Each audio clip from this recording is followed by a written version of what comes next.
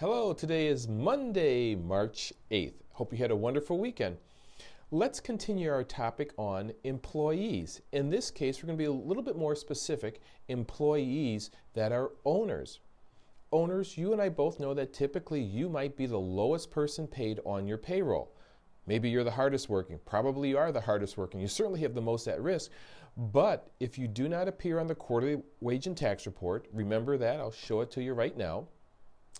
The quarterly wage and tax report shows who is in your employ, and you might not have good wages or not be there altogether. Does that present a problem to the insurance company to get you your health insurance? The answer to that question is a yes and a no. The yes answer is does create a problem for the insurance company because they need to make sure you're a legitimate employee, and that can create a problem for you because you, of course, want the insurance. The no is, it's a very easy solvable problem.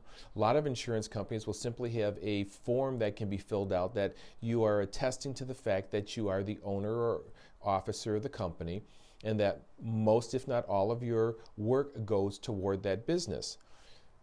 And then they may ask for a copy of your tax documentation, something like a K-1 showing who the owners of that businesses are. If you have that, then it's typically very easy to solve the problem, and they'll enroll you just like any other employee with any other employee benefits. So now let's ask a different type of a question, but along the same lines. You're married. What about your spouse? Because you know what? Your spouse works for the business too. You know, my spouse takes care of all the paperwork or whatever, and they're working just as hard, but they're not as visible. They don't appear on the quarterly wage and tax report. So the same thing does apply as the primary person that we were just speaking about.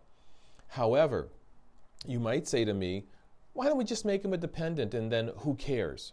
Well, there's a reason to say who cares because that person now doesn't qualify for the employee-specific coverages like the life insurance. So we would simply have that person fill out a normal enrollment plan like everybody else, elect the life insurance, and waive all of the coverages like the medical, the dental, and the vision. Then we would add them on to their spouse's plan as a dependent. And the reason you do that is because they then would have the benefits all go together against the maximum out-of-pockets and the family deductibles that you would have. If you're just dealing with the two spouses, it's probably not that big a deal one way or the other. But once you start throwing kids in there, it's very easy for everybody to get to that family out of pocket. So you wouldn't want to have that spouse off on their own because now they're not part of that family unit as far as the health insurance is concerned. So you know the old expression, Mark, it's as clear as mud. That's why give us a call. We'll be more than happy to talk to you about your specific situation. So news here at the MLD Agency. Last week we were able to renew a group in Hillside. Thank you for coming back on board with the MLD Agency. And then we were able to get Bob his Medicare supplement with Mutual of Omaha. So we're still active over here at the MLD Agency.